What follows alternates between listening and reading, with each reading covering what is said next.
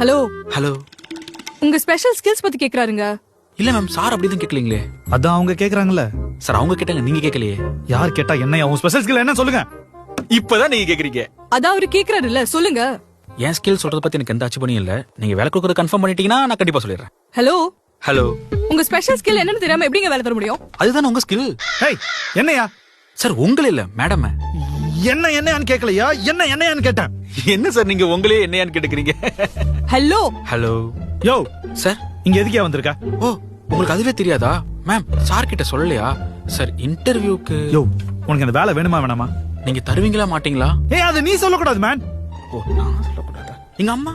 ஏய் உன் work experience என்ன? எங்க இருந்து வர? நீ என்ன படிச்சிருக்க நீ? என்னையா ரெஸ்யூம்ல மயில் ரெக்கை வச்சிருக்க? சார் மயில் ரெக்கை அப்படி வச்சு பென்சில் தூளும் அரிசியும் போட்டு வந்தா குட்டி போடும் சார். குட்டியா? சார் சார் பார்த்து பிரெக்னெண்டா இருக்க போகுது சார்.